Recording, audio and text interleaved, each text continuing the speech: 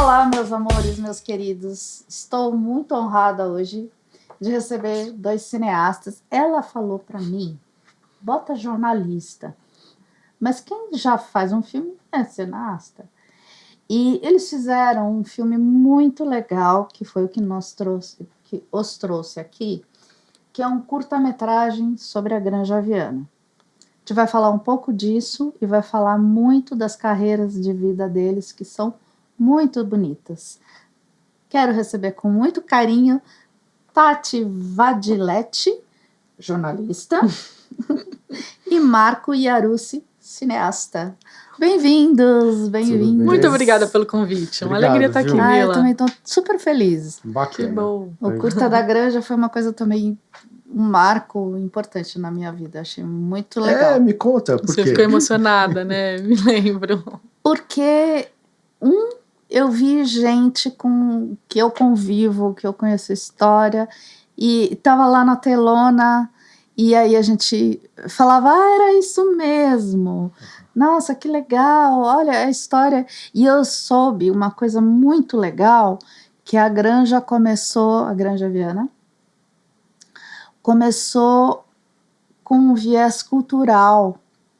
Seu Niso queria que os trabalhadores das empresas dele, das empresas dele, né, das fazendas, tivessem uma vida melhor. Então, foi por uma escola.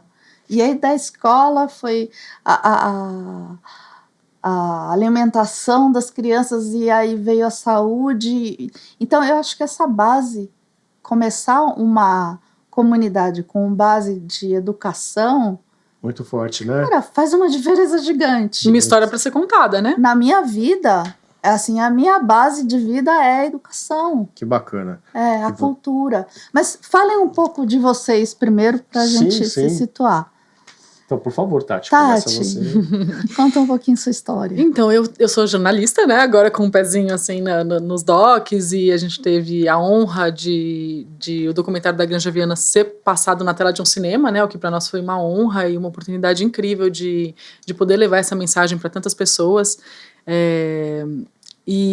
Mas a nossa história começa na televisão, lá em 99, né? A gente começou com televisão, eu sou jornalista e trabalhei em produção de TV por alguns anos, até de 99 a 2008, finalzinho de 2007, e então eu tenho assim, uma boa experiência com a comunicação, mas quando eu saí da televisão, a internet ainda engatinhava, né? Então foi um pouco ousado da nossa parte começarmos a produções para internet, que naquela época realmente ninguém queria fazer vídeos para internet, né? Ninguém tinha essa visão mais de futuro, de que o futuro seria o vídeo, né? O futuro seria uma comunicação na internet.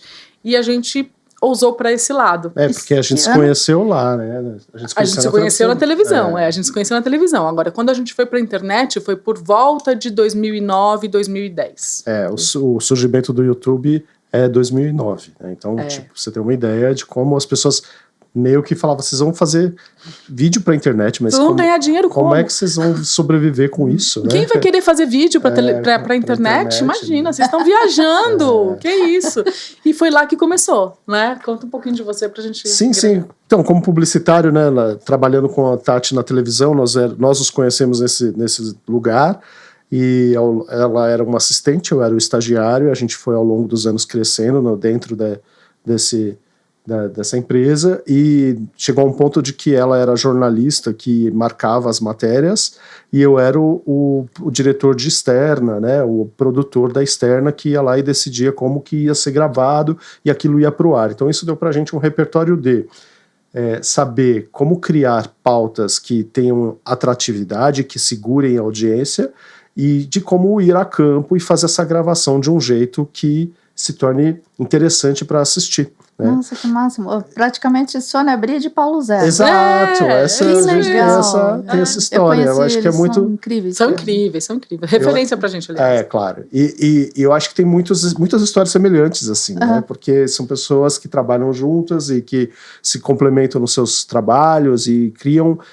parcerias que se tornam parcerias para a vida, né? E quando a gente fazia esses trabalhos para a TV, havia uma vontade de fazer algo que pudesse impactar positivamente a sociedade, porque o que você está fazendo com a comunicação que você leva para as pessoas, né? Que influência que você está causando, né?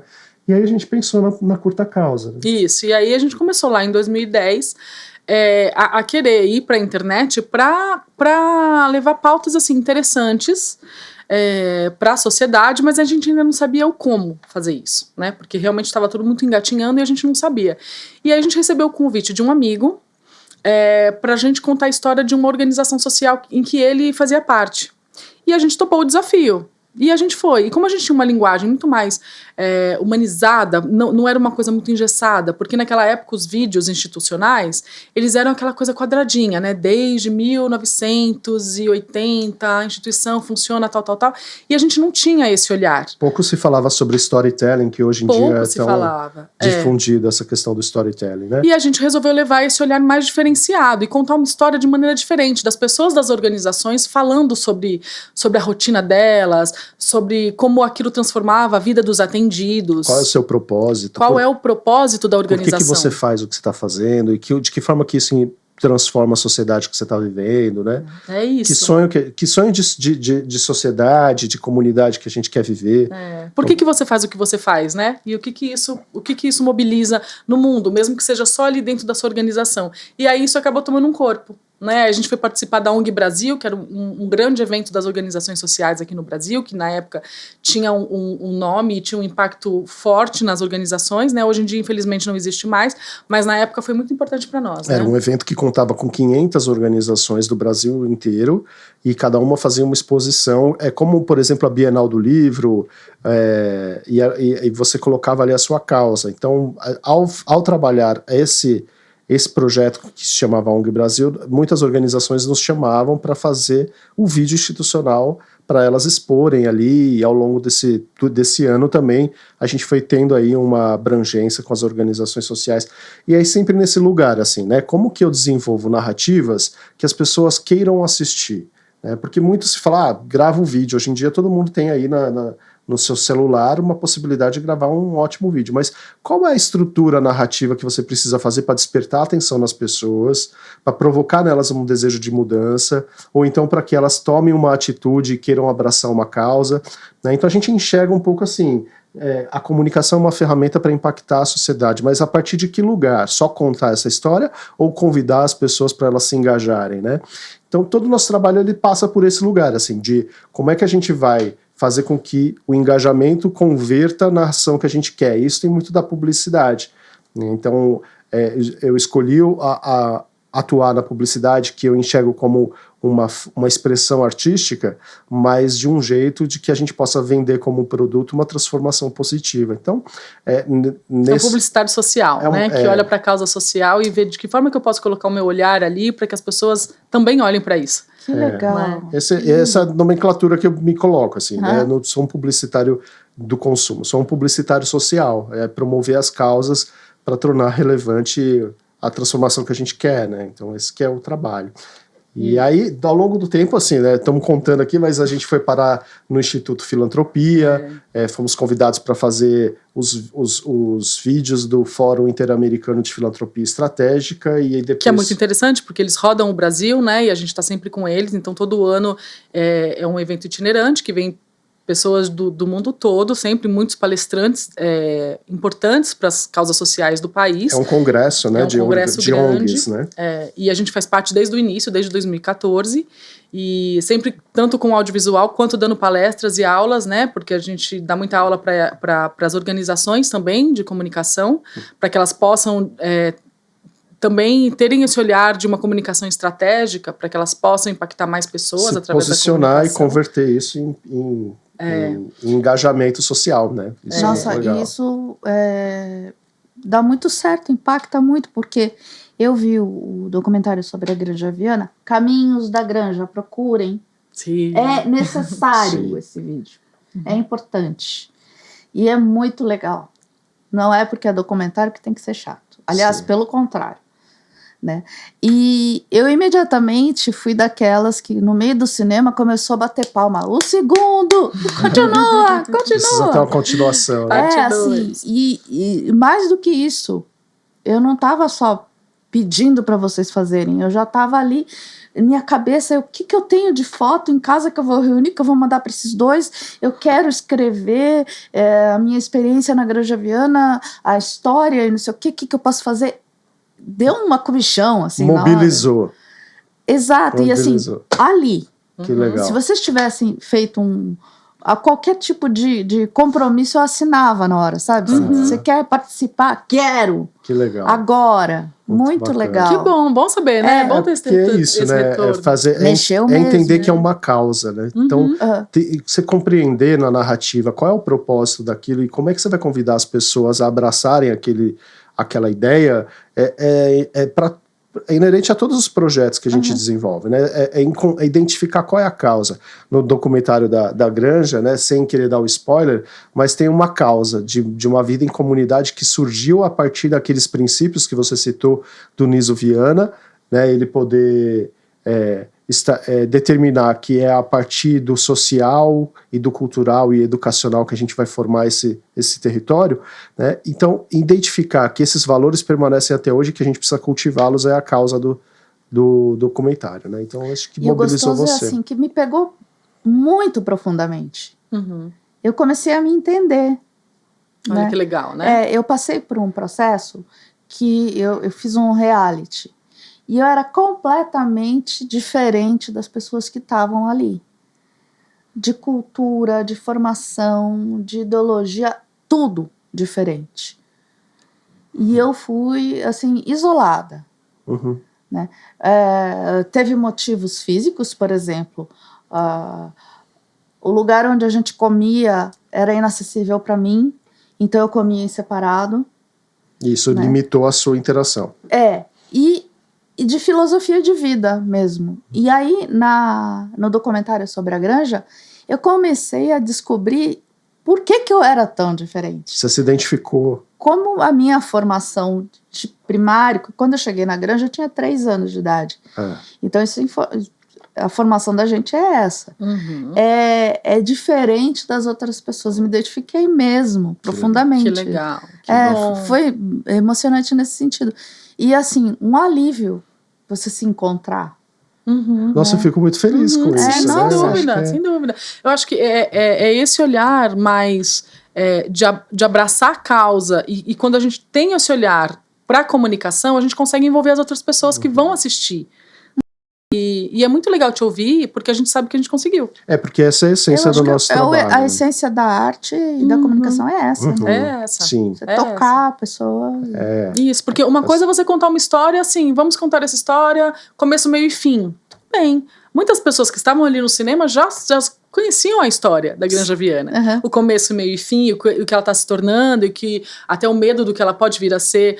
Mas a maneira como foi contada a história é que envolveu as pessoas, é que fez as pessoas irem até o cinema, chorar no cinema e querer a parte 2.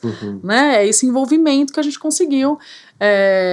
Claro que somos muito agradecidos, né, pelo convite de ter tido a oportunidade de contar essa história, mas sim, ficamos muito felizes de termos conseguido contar essa história de maneira emocionante, porque né? é importante Envolvendo as pessoas. dizer isso, né, que houve um convite de pessoas como a Tereza Franco e a Andréa que confiaram do site da Granja, né, do site da Granja, mas que fizeram através da Lei Paulo Gustavo, participaram de um edital de uma forma independente. Idealizaram esse projeto e confiaram que a gente ia contar essa história e falaram, pode fazer o que vocês quiserem, que a gente sabe que vocês vão contar a história, né? Deu match. Deu match. Super. E até hoje a gente tem vários projetos aí, a gente tem né? muitas ideias, então vamos tocar as partes 2, 3 e o que vier pela frente. E foi muito legal, porque a gente não morava aqui na Granja Viana, né? A gente morava em São Paulo. A gente mora aqui há 1 ano e meio. Mas vocês merecem o selo de Granjeiro Raiz. Já vocês entenderam. A gente entendeu. Isso é muito legal, né?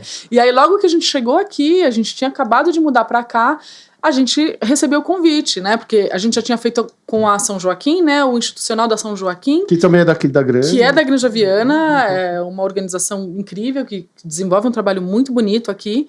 E através de um trabalho que a gente já tinha feito com eles, nos indicaram para a Tereza e a Tereza fez contato com a gente. Então foi muito legal. Logo que a gente chegou aqui, a gente já contou a história da Granja. Chegou agora e já sentou na janelinha. Foi muito legal.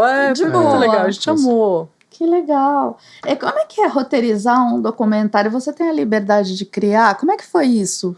De ser convidada, mas o material estava lá em bruto e você que Não, na realidade, organizou? assim, dentro... Teve os... Pode. Começa que eu continuo. Porque havia, assim, uma linha traçada no sentido de que nós... o pessoal a Tereza e a Andréia falaram pra gente, a gente já tem muito material gravado do antepassados, pessoas que fundaram a granja. Pessoas que já nem estão mais aqui. Gravações de 20 anos atrás, e aí a gente vamos partir disso para fazer novas gravações. Então, a partir desse material, a gente falou, puxa, então o que a gente vai fazer com o novo? Então a gente conseguiu registrar, editar coisas antigas, fotografias antigas, digitalizadas com inteligência artificial, que passaram por todo um processo aí de inovação no audiovisual. Que essa é a magia, foi a magia do... Eu tenho que falar isso. A parte de IA é de chorar. E eu dei um grito na hora e falei, é pra isso que serve! Né? Que a gente fica criticando a tecnologia, criticando a inteligência artificial, mas o problema é como a gente usa. Como usa essas novas ferramentas. O problema é o homem, não a inteligência artificial. O que o homem vai fazer com isso? A inteligência natural que tá mais ou menos falhando. O problema é a desinteligência do que você faz com isso, né? Pois é. E aí depois a gente gravou, então então já que a gente tem esse material, vamos gravar outras pessoas do mundo atual, da vida atual, né? E aí estabelecemos uma linha do tempo para ser contada. Então, até conversei com a Tereza. E como que a gente vai colocar a sociedade? Que tal se a gente fizer uma reunião que vocês sempre fazem, né? Que tem o Transitions Granja Viana. Então, a gente propôs a gravar também ao vivo ali, fazer uma gravação meio reality mesmo, gravar real como que acontece essas reuniões, e aí editamos. Aí no meio disso teve também algumas manifestações envolvendo a política na Câmara de Vereadores. Foi factual também, então, né? Teve uma parte factual, né? Ali. E a gente foi acompanhando e gravando tudo, para depois, na época de editar esse material, tudo que a gente tem, vamos contar essa história, e pena que foram só 20 minutos, que era o tempo limitado, né? Não, foi muito legal essa parceria com elas. Eu acho que foi muito importante isso para nós, né? Porque o roteiro acabou sendo leve e fluido, porque elas nos deram carta branca para criar. Então a gente criou de uma maneira livre. E a história ficou fluida, os convidados conseguiram entender o que a gente queria. Quando a gente chegava para gravar, o roteiro estava mais ou menos pronto, porque a gente não engessava o roteiro. Porque a história vinha das pessoas, não do roteiro. Não é? Então, um roteiro onde as pessoas são o roteiro, né? Então, tipo, a gente sabe o que a gente quer que aquela pessoa diga. A gente sabe o que a gente quer que entre no filme e como essa história deve ser contada. Mas a história, quem sabe, não somos nós. É a pessoa que está contando a história. É a pessoa que viveu aquilo. E a Tereza e a Andréia nos deram total liberdade para poder criar esse roteiro intuitivo junto com os convidados. E junto com elas também. E junto com elas acompanharam todas as gravações, sabiam quais perguntas que tinham a ver, porque são granjeiras, né? Raiz, há mais de 30, 40 anos morando aqui na Granja Viana, conhecem muito bem a história e deram também um acompanhamento, assim, fizemos juntos, né? Mas é importante dizer que, assim, a gente, quando grava uma história que precisa alcançar a essência, eu não posso determinar o que essa pessoa vai falar. Eu preciso que ela fale com a verdade. E essa conversa vai sendo conduzida, né, nas perguntas, onde a gente consegue que ela fale a verdade do caso. Tanto que teve muita emoção, né, dos convidados, assim, dos entrevistados. As pessoas se emocionavam realmente. Se a gente chega lá com um roteiro engessado, onde, olha, você vai dizer isso, acabou a emoção. A pessoa vai treinar, ela vai saber exatamente o que ela vai ter que falar, acabou. Não tem a emoção dela contar o que ela viveu, né? Mas isso também gera um trabalho a mais, né? Porque a roteirização, dentro da sua pergunta, ela é um processo facilitador da gravação.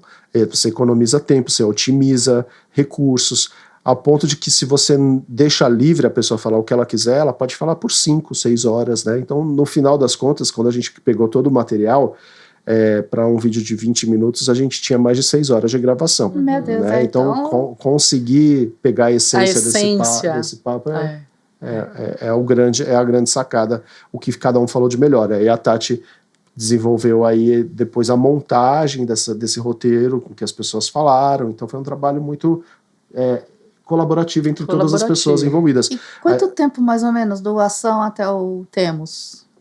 Nossa, a gente gravou por mais de 7 meses, né? É. Por mais de 7 meses. E é legal falar também que teve toda uma pesquisa prévia, né? O Maurício Hort, que é um excelente pesquisador, né? Trabalha com essa pauta, com jornalismo também, né? E conhece muito a história da Granja, levantou o histórico de todo esse... Então, eu acho que foi um trabalho tão legal, porque assim, cada um, a Ana Alcântara, que já vinha desenvolvendo aí toda a parte da comunicação, né, e também do conhecimento dela de base, que é uma granjeira também histórica, né, então são pessoas que trouxeram muito assim do seu conhecimento técnico, profissional, mas também da sua história de vida envolvendo a Granja Viana. Então foi um trabalho que na tela deu um resultado porque teve uma participação muito grande de todos, né? De todos. Mas você ia falar mais sobre o roteiro que eu acabei te ocupando aí. Não, eu ia dizer da pergunta, né, que você falou sobre como foi essa roteirização. Eu acho que a história, quando você vê pronto, parece que ela foi... não é simples a palavra, mas parece que ela foi... Facilitada, né? Facilitada. Parece que ela teve ali um começo, um meio, fim, realmente num roteiro engessado. Mas como a gente teve essa liberdade poética de poder falar para as pessoas, né, que contassem suas histórias, esse roteiro foi fluido e isso foi essa fluidez que foi a essência do documentário, que foi o que deixou mais emotivo. Claro que junto com a inteligência artificial, né, que daí entra essa ousadia do Marco, né, como publicitário, de querer trazer essa... Inovação. Não, mas a vida das pessoas A ali nas humanização, fotografias, né? Porque eram pessoas que já não estavam mais aqui e elas participaram da cena, né? Elas estavam presentes ali, elas estavam em movimento ali, e isso foi muito importante. Então, eu acho que a emoção desse roteiro é que trouxe tanta verdade pro documentário. No final. O Robin Williams, que era um excelente ator, e ele tinha a parte de stand-up dele.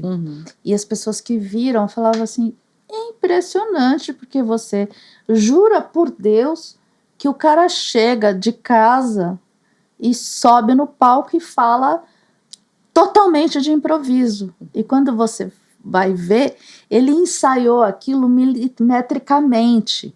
O cara era um obsessivo, tanto que ele se matou porque ele não estava rendendo mais. Como todo grandíssimo artista, tem uma hora que dá o pau, né? Eu falo que é um Fusca com gasolina V8 de avião, né? O cara vai e a parte estrutural não rola. E ele ensaiava obsessivamente. Isso. Até parecer natural. É a prática, né? Tanto que a gente tinha material para um vídeo, para um filme de 20 minutos, a gente tinha material de 6, 7 horas e meia, e a gente transformou isso numa narrativa de 20 minutos que emocionou muitas pessoas, né? Então, esse é o encanto desse roteiro. Então, a parte 2 já está pronta. Já, só montar. Já tá pronta. Sim. Então, temos aí boas oportunidades de contar essa história por outros pontos de vista, né? Eu acho que é muito legal. Então, foi uma experiência muito bonita, assim, de ter feito esse trabalho. E eu acho que tem uma oportunidade também de discutir que caminho que a gente quer pegar. Né? Então, eu acho que isso que o cinema propõe para a gente, né? E que a arte traz como oportunidade de você olhar qual é essa narrativa e que rumo você quer dar para ela. Né? Então, isso é uma coisa muito poderosa, de você propor novos horizontes para alguns caminhos. Né? E o nome Caminhos da Granja vem muito desse lugar, né? De caminho que a gente quer pegar. E essa campanha que movimentou centenas de pessoas na internet em 2016, que eu fiquei curiosíssima. Que eu tenho quase certeza que eu participei. Ah, sim, por acaso, né? Assim, essa história envolvia aqui a Granja Viana, né? Foi muito interessante, porque... O que vocês estavam fazendo em outro lugar antes disso? Quanto tempo vocês estão aqui? 5 anos? Não, um ano e meio. Então, mas olha essa história.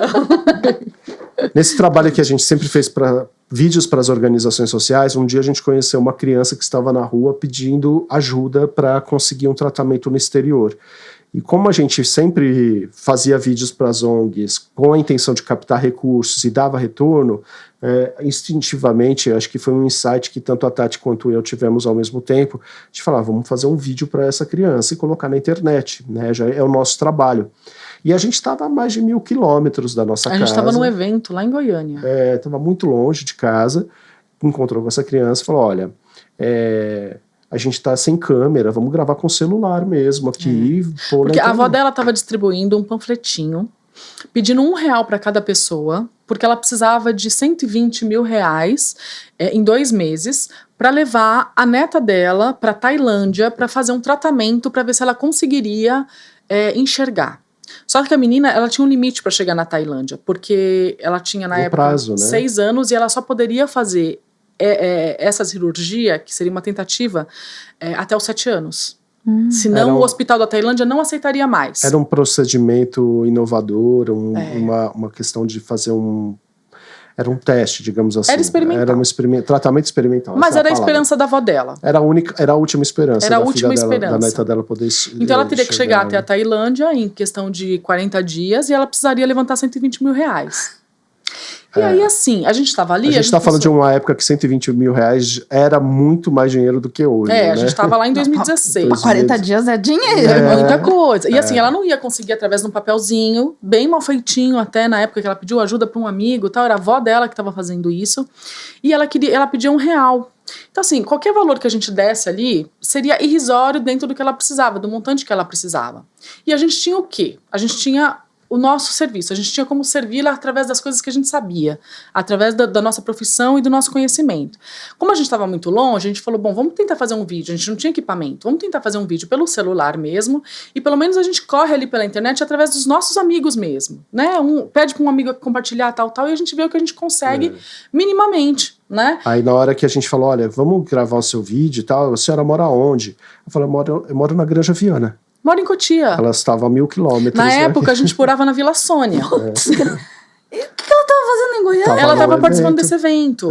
E aí ela aproveitou para arrecadar o dinheiro. Mas evento de vocês. A gente estava junto. Nada é por acaso. A gente se encontrou no lugar e aí nós falamos, bom, então você vai no nosso estúdio, a gente vai gravar um vídeo com você e vamos colocar na internet. Já para casa. Vamos depois embora. A gente marcou e viemos tal, e é claro. Um mês depois ela estava lá com a gente, lá em casa, gravando esse vídeo. A gente foi buscar ela na Raposo Tavares. A gente falou, a gente te pega lá na Raposo Tavares, você vai vir aqui em casa, a gente vai gravar um vídeo.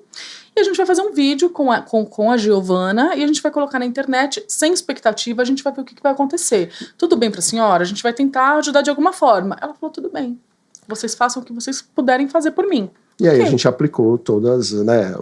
Não foi só um vídeo que foi gravado, nós fizemos ali um roteiro estratégico para a apresentação dessa causa, como é que você converte, como é que você convence, de que forma que você conta essa história de uma forma que as pessoas queiram abraçar essa causa. Postamos, pedimos... Nos colocamos a serviço total da menina. E fizemos tudo que a gente sabia. Tudo que a gente podia, né?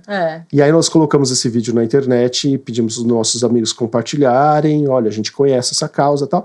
Em 20 dias se tornou a maior campanha solidária da história da internet. E ela conseguiu múltiplas vezes o valor que ela precisava para o tratamento. Múltiplas vezes. E aí a gente conseguiu pagar, né, que ela pagasse para outras pessoas. Ela foi 2 vezes, ela garantiu que ela fosse, porque esse tratamento ela precisaria ir para Tailândia, fazer o tratamento, voltar para o Brasil, esperar acho que 8 meses e retornar para lá, para ver se daria certo e refazer. Ela conseguiu fazer essas 2 etapas. Enfim, foi o suficiente para do que ela precisava. Criança. E essa campanha se tornou assim uma grande repercussão internacional, pessoas fora do Brasil querendo ajudar a criança, no caso.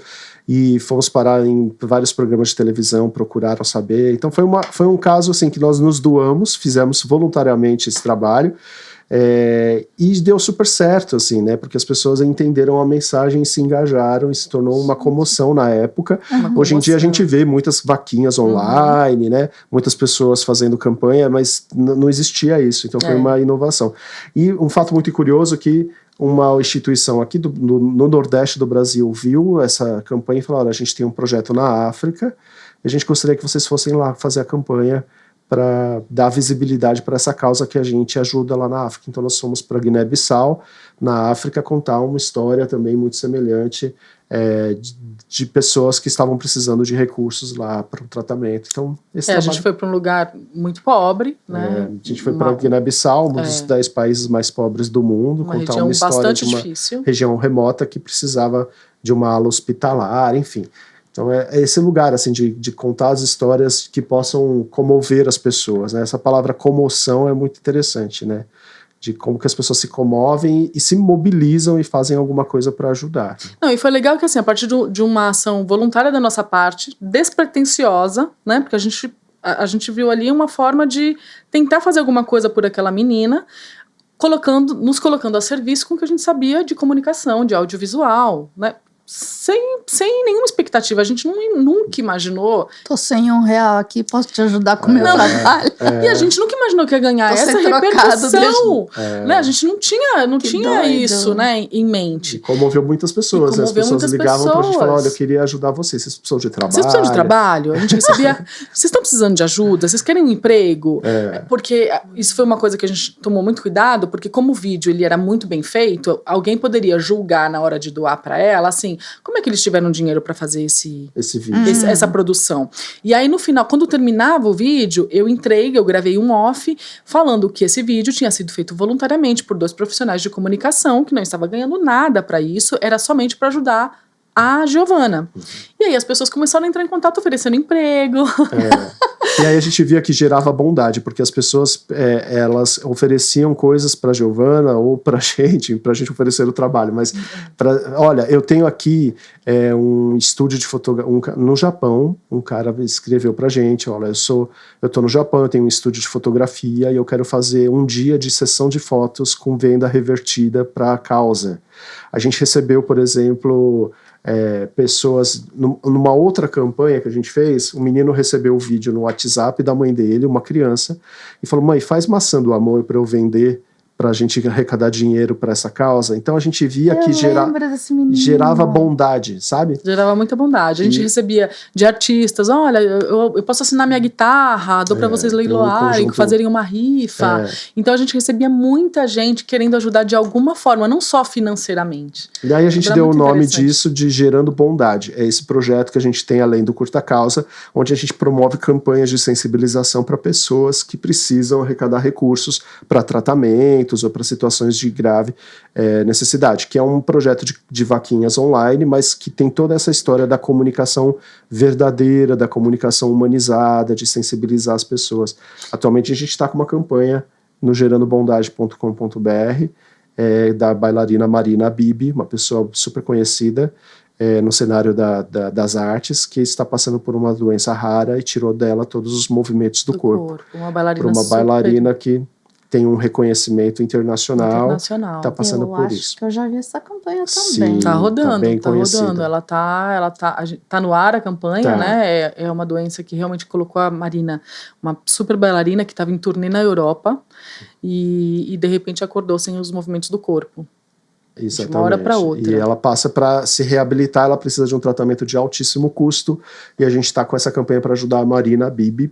Então, gerandobondade.com.br/Marina, você vai conhecer um pouquinho da história da Marina, e se puder ajudar, compartilhe, porque às vezes compartilhar essa história para que chegue até mais pessoas já ajuda muito, né? Já ajuda muito.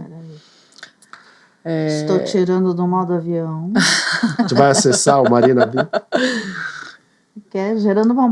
Gerando Bondade já vai. Já vai para lá, barra Marina, já tem toda a história da Marina lá. A Marina tá no ar a campanha dela, ainda tá em um tratamento super delicado, super invasivo. Foi uma campanha muito interessante, porque a gente teve repercussão na mídia, na Veja São Paulo, no Estado, no Globo, né? E muitos artistas que se sensibilizam com a causa da arte, né? Muitos atores, muitos cantores, muitas pessoas da área das artes do corpo, né, estão apoiando, se engajando na causa da Marina, que ainda precisa muito, né, por algum tempo valor, ainda. Porque é um tratamento longo, difícil, mas que ela tem 100% de chance de voltar aos palcos, né, ela não ficou com sequela alguma, ela só precisa dessa reabilitação motora. Que é difícil a reabilitação financeiramente.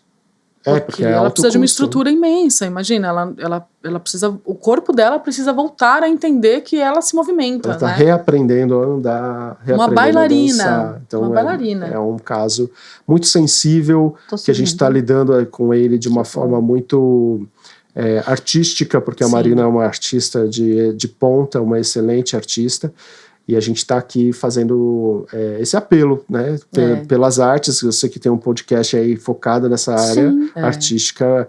A história da Marina precisa ser contada. Porque nosso propósito é que a Marina volte para os palcos, né, de forma saudável, plena e com todo o potencial dela 100% em cima de um palco. É isso que a gente quer, e é isso que a gente está tentando fazer por ela. Né? Nossa, vocês são 2 anjos, cara. Imagina. Que legal. Imagina. E aí uma coisa interessante dessa época da campanha da Giovana, né, que teve a gente teve 2 convites muito legais. Um deles foi fazer esse trabalho na África, que a gente ficou alguns dias lá na África, né, mostrando também. Ai, como é que é lá, meu? Olha, para onde a gente foi bem difícil. A gente viu muita coisa. É legal ficar assim, deixar bem claro que não é uma coisa estereotipada, né? A gente tem aqui no Brasil também lugares com muito semelhantes. Muito. E a gente precisa também respeitar um pouco o histórico de exploração da África, a situação social e econômica. E muitos ativistas não gostam também de ficar nesse retrato estereotipado da África. A África é um continente muito grande, tem os seus lugares prósperos e também tem os outros difíceis, como o Brasil. Como o Brasil, exato. Mas a situação que a gente foi direcionada de avião para pousar naquele lugar, na cidade de Gabu, a gente conviveu ali com uma dificuldade de um povo que vive com o mínimo. Com o mínimo mesmo. Com o mínimo mesmo. Né? Sequer luz tem. Não havia luz. Atualmente, em 2018 a gente foi, né? A gente não sabe como está atualmente, mas o hospital precisava de um gerador com gasolina, porque não tinha eletricidade no país. Né? Então, faltava anestesia nos hospitais. No hospital, era somente onde a gente foi. Então, algumas pessoas não tinham condições de comprar alimento, então na feira havia a possibilidade de comprar meia cenoura, porque o dinheiro dava para comprar metade de uma cenoura. Metade de uma cenoura, metade de um tomate. Foi isso que a gente viu. Né? Então, a gente foi para fazer uma campanha para ajudar uma ala hospitalar, para ajudar mulheres grávidas que passam por problemas extremamente difíceis. A taxa de natalidade, de mortalidade no parto era altíssima, acho que é 60%. Meia maçã, meia cenoura. 60% era a taxa de mortalidade natal. Né? Tipo, a pessoa não consegue se estruturar sozinha, imagina. Exato. Carregando uma outra. Imagina carregando. Então, assim, a gente realmente viu uma realidade muito difícil que para muito além do profissional, da oportunidade de desenvolver um trabalho para poder ajudar aquele lugar, foi uma questão muito pessoal para nós, né? Porque a gente ficou alguns dias ali convivendo com essa realidade, né? Então, foi uma experiência que nos mudou bastante. E não era um caso pontual, era uma cidade. Era uma mesmo, cidade. Uma região a situação toda das mães, nessa situação. Toda nessa situação. Das mães da África, né? Que a gente falava da nossa campanha, chamou Mães da África. Era uma população que é atendida pelo serviço de saúde público, óbvio, né? Não tinha ali nada particular. Então é uma realidade que a gente conhece um pouco no Brasil, mas nos lugares mais remotos, né? Não nas grandes cidades. Sim. Bastante difícil de lidar. Porque a gente rodou bastante o Brasil também, com essa história das causas sociais, a gente já rodou bastante, a gente já viu bastante coisa bem difícil. Né? E isso que eu estava pensando aqui, né? Porque a gente está um pouco habituado a conviver com isso. Então, para a gente não foi muito diferente do que a gente vê aqui, né? Então, existe esse lado inspirador desse trabalho, que é promover as causas e convidar as pessoas a se engajarem, a fazer a bondade, mas existe o lado B, que é realmente ter que lidar com a dor, com a tristeza. E o desafio é justamente você não levar isso para o público, né? Porque isso pode ter uma rejeição. As pessoas não gostam de ouvir notícias ruins, né? As pessoas não gostam de ver coisas ruins, coisas tristes. Isso causa uma certa rejeição. E até um assunto que eu trago nas aulas que eu falo com as organizações sociais, de que o mundo já tem problemas demais. Se eu for gravar um vídeo para falar de coisas tristes, o alcance disso vai ser muito menor se eu falar de um jeito inspirador, né? Eu tô lembrando de uma historinha, não chega a ser uma piada, mas enfim. Dois mendigos. E um carregava uma plaquinha, me ajude, eu não tenho dinheiro para comer, minha vida tá isso, aquilo e tal. E ele conseguia pouquíssimas esmolas. Uhum. E o outro com uma plaquinha, se você me der R$1, eu vou fazer isso, aquilo, não sei o quê, eu tô planejando não sei o quê, não sei o quê, não sei o quê, e o pratinho dele tava lotado sempre. Aham. Na verdade, E tinha o terceiro que falava, ajuda a comprar ração pro meu gato, que aí já não era mais pratinho, Aí acabou, já, o cara já tava rico já. Sempre a positividade da mensagem, né? E eu ia falar uma coisa. Mas que Perdi. você falou que eram 2 convites, que eu não lembro. Que foi? Que foi da África. E o outro? E foi o prêmio que a gente foi concorrer. Verdade, que daí a gente foi convidado para um evento enorme, que também acontece em cada momento num lugar do mundo, né? Cada hora está num país, que é o CIGEF, que é o Prêmio de Inovação Social. É o Fórum Internacional de Inovação Social, de Ética e Inovação Social. E aí a gente foi concorrer a esse prêmio lá no Marrocos. Foi uma das 20... Toda essa ação que nós fizemos, dessa campanha que repercutiu, foi uma das 20 iniciativas mundiais que concorreram ao Prêmio de Inovação Social no Fórum Global, que aconteceu em evento paralelo à COP22, no Marrocos. Dessa criança ou da bailarina?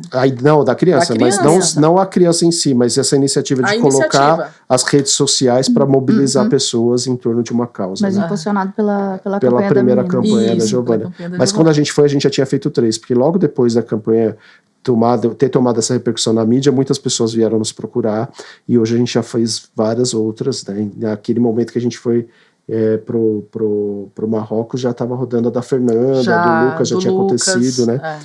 Então, em 2016, a gente fez uma outra campanha para uma outra criança também, que teve uma grande repercussão. Então, isso foi mobilizando e dando uma notoriedade de usar a comunicação e a publicidade para impactar e transformar realidades.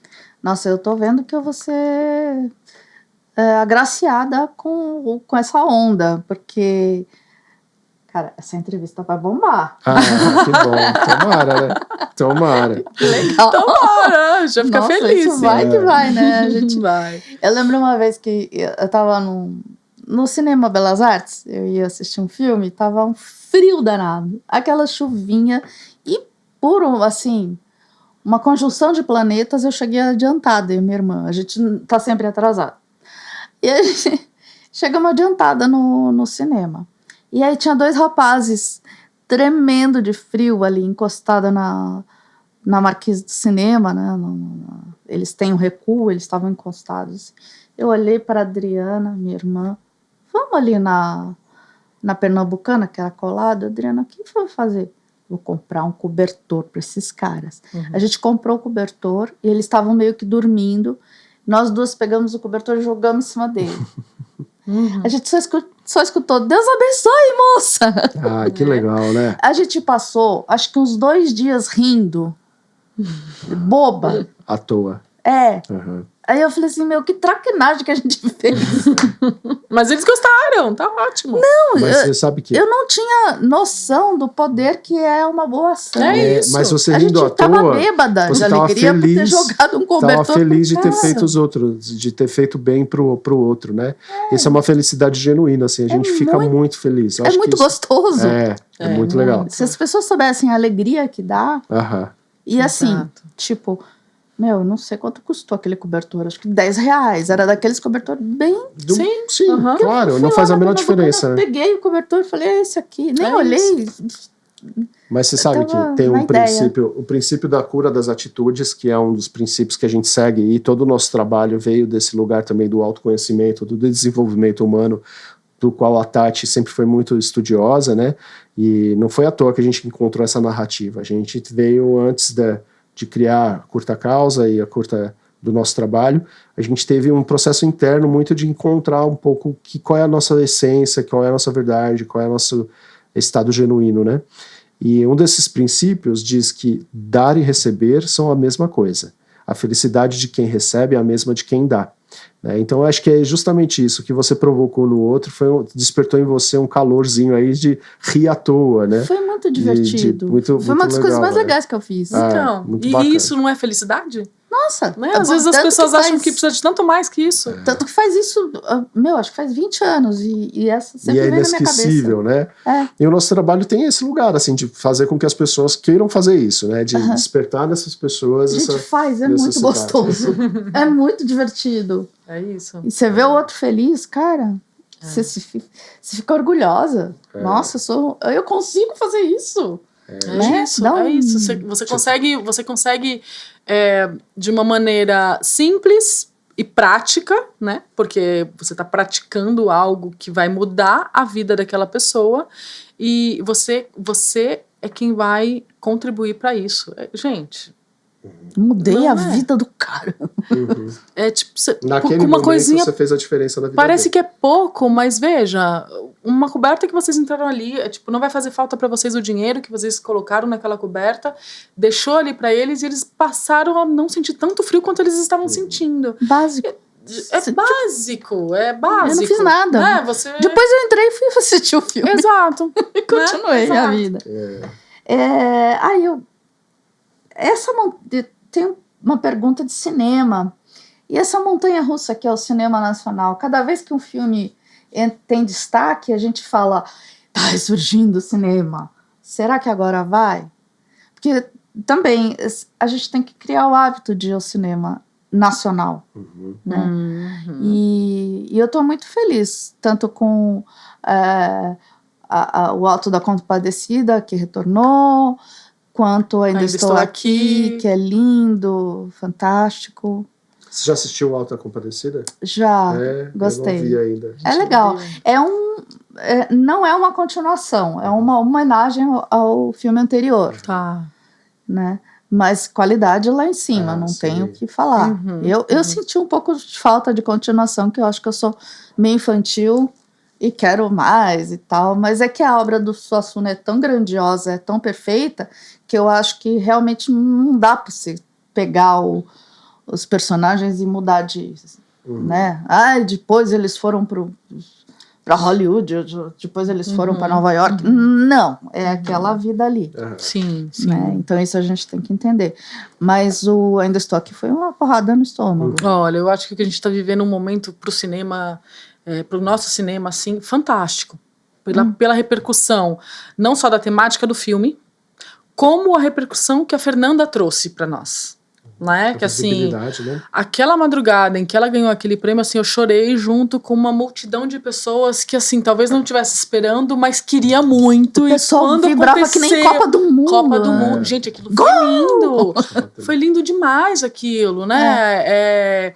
E eu acho que não é... Eu acho que levanta também a temática do filme, que é de extrema importância, porque a gente viveu ultimamente na nossa política, e de quererem realmente apagar essa história, né, de fingir que isso nunca aconteceu, não existiu, fazer com que as pessoas olhem para a história, mas também fazer com que as pessoas olhem para o nosso cinema e para a qualidade da nossa arte cinematográfica e a qualidade dos nossos atores e o nosso potencial criativo, artístico. Que inclusive recebeu em Cannes o melhor roteiro, né? Então foi um trabalho muito legal. E o mundo está olhando para nós agora. Acho que é uma pena que a gente tem como cultura, a própria Fernanda Torres diz isso, né? De não reconhecer o potencial da nossa cultura. A gente precisa de uma comprovação externa, né? Então, no final de semana seguinte a ela ter ganho o prêmio, as filas do cinema rodavam quarteirões, porque aí sim as pessoas foram lá ver, né? Embora já tenha sido um sucesso anterior, a gente, né, acompanha aqui logo no final de semana de lançamento, milhões de pessoas foram assistir, né? Mas eu acho que isso é muito interessante como o potencial que tem aí, como o cinema está crescendo, tem uma real valorização da nossa cultura, já que nós, como brasileiros, precisamos de uma comprovação externa para que nos diga que sim, nós temos qualidade, porque sempre foi essa qualidade, não é nada Sempre diferente do que foi, né, o cinema, desde o Cinema Novo, desde Carlota Joaquina surgindo, depois Central do Brasil, há 25, 6 anos atrás. Milhares de comédias. As milhares de comédias e todos os filmes do Walter, né, a gente reconhece a qualidade vem crescendo como a tecnologia vem crescendo, mas a essência de como se contar uma boa história sempre foi essa genuína do Brasil, né? E a gente vê aí como uma possibilidade de agora de ter um novo posicionamento, que é muito dito na publicidade. Esse novo posicionamento pode mudar aí os rumos do cinema nacional. Isso é muito importante pra gente. Importante dizer também que a gente trabalha muito com documentários, a gente está entrando agora numa onda que é uma tendência, né, de trazer novos documentários com novos temas. A gente está em gravação com outros 2, né? Então, para a gente, com esse olhar, para além do social, ter esse olhar para o cinema, também é muito importante que essa cultura e que essa indústria se fortaleça no Brasil, né? Sem dúvida. E vão ver, gente, vão assistir cinema nacional. Você não precisa ler legenda, é uma delícia. Não, é uma delícia. Né? E assim, e tá tão, não tem uma voz estranha falando uma frase. Não, e tá tão bonito agora a repercussão que a Fernanda ganhou na internet, né? E a maneira como ela, com a leveza dela, como ela tá levantando o cinema nacional para nós, assim, tá tudo muito lindo, porque ela não tem essa coisa do tapete vermelho, né? De levantar o nariz e de ser escolhida. Ela quer mais que as pessoas olhem pro cinema, ela quer mais que as pessoas vão pro cinema. E o problema não é ela, né, que ganhou um prêmio. O Brasil ganhou um prêmio, né? Isso é o mais legal que ela tá fazendo. Ela tá demais, ela tá arrasando, né? Demais, então, ela é demais. Ela eu achei bem legal. Aplausos sempre. Eu ri muito as poucas críticas negativas, falando de cabelo. Gente, é pra rir mesmo, né? Fala não sério. tem o que fazer, vai lavar uma louça, minha filha. Mas não tem o que criticar, né? Não tem. Né? Fala, o cabelo dela tava lindo. Tava impecável, arrasando, impecável. Que legal, cara. A gente estamos falando. Prende, a gente tá vendo nem que o tempo... não. Eu tô aqui na sua referência, mas a gente pode falar tentando achar perguntas, porque não tem mais, assim. Não. É muito bom. É muito bonito, um trabalho muito legal. Vocês querem falar das próximas incursões, as próximas aventuras? Você podia falar dos documentários, né? Posso falar? Por favor. Tô perdida. Aqui a Tati, ela... Eu anoto as coisas e depois... Pensando em como a gente pode expandir essa atuação, a gente está com um propósito de que a gente fala de democratizar o acesso aos documentários, né? Eu acho que isso é uma forma muito interessante da gente entender que os documentários são uma linguagem que sempre surgiram, mas que agora cada vez mais as pessoas estão tendo o interesse em ver histórias narrativas, em conhecer mais profundamente determinados assuntos. No entanto, para você participar de um documentário, ele é algo ainda um pouco distante, né? Porque uma produção de um documentário requer uma verba alta para você ter um tempo de dedicação a este trabalho. Que envolve muita gente, né? Envolve grandes patrocínios, envolve muitas coisas, né?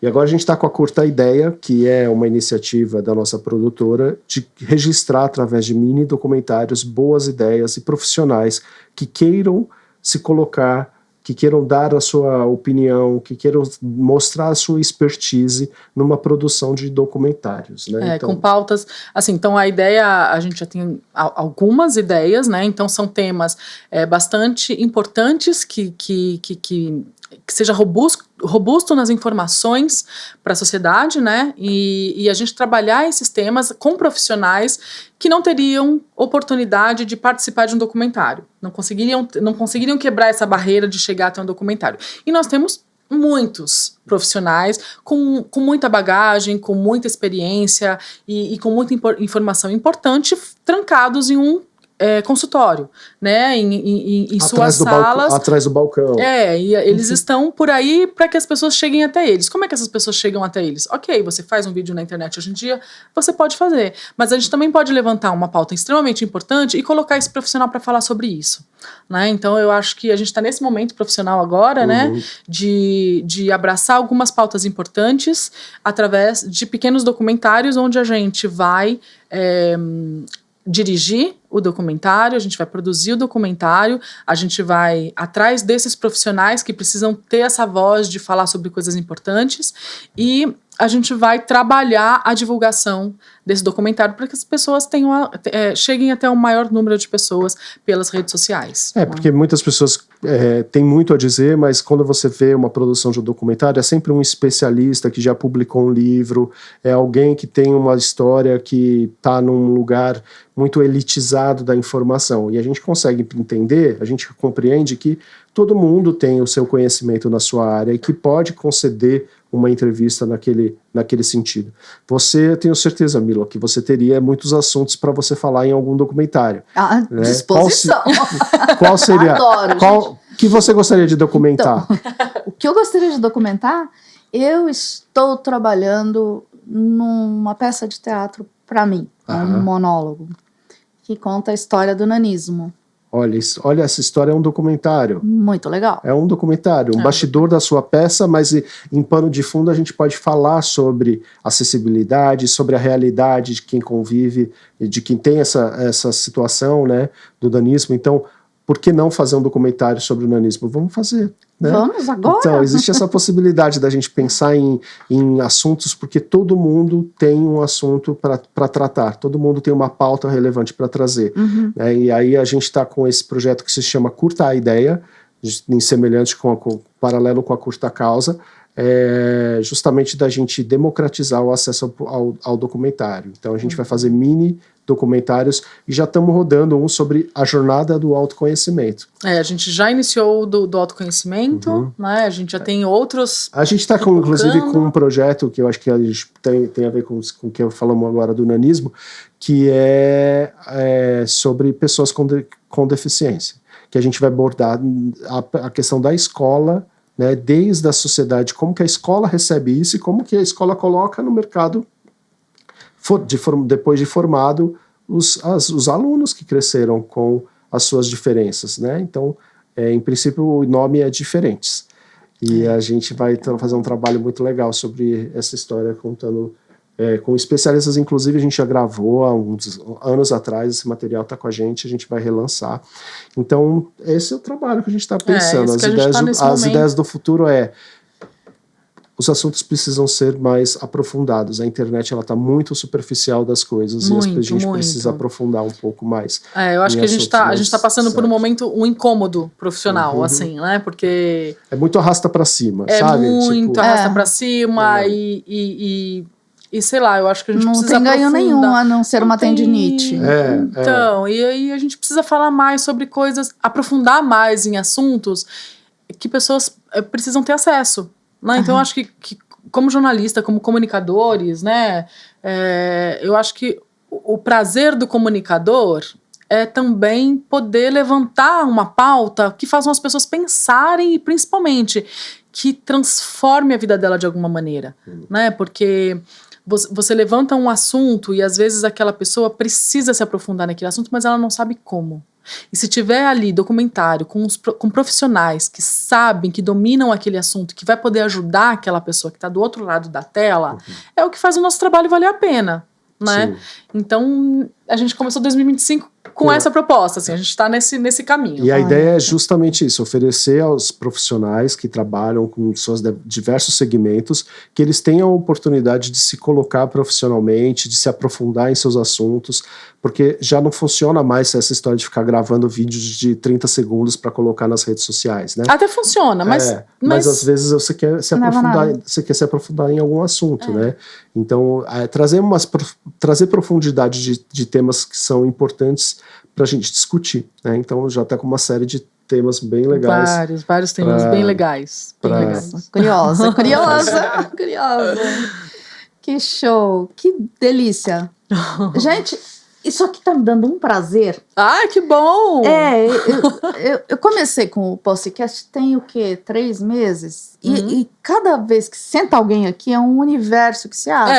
Então aqui eu tenho 2, assim, universos gigantes e eu quero continuar, quero seguir, tá? Que legal. Muito obrigada. Imagina, obrigada a você. De coração. Gente, foi um prazer, assim, porque você nos recebeu muito bem, assim, de uma forma que a gente se sente em casa. Assim, Exato. Né? Então, Deixou a gente falar Sempre também. bem-vindos, super bem-vindos. Mas muito obrigada. Estamos aqui no Estúdio 21, no podcast, recebemos aqui Tati Vadiletti e Marcos Iarrucci, que fazem um trabalho divino de vídeo, a tecnologia a serviço da humanidade, eu acho. Tem o Curta Causa, vocês procurem, dá um Google aí, que eu acho que vale muito a pena, e que fizeram um documentário também maravilhoso, do qual a gente vai falar mais ainda, que é o Caminhos da Granja Viana, e eu agradeço muito de coração a presença de vocês dois. Um beijo e muito obrigada, não só por estarem aqui, mas pelo trabalho que vocês fazem. Acho essencial. Obrigado a você Obrigada, pelo convite. obrigada. Conte sempre com a Mila. gente, viu? Conte com a gente. Isso aí. Sucesso pra Valeu. você. Obrigada. Beijos.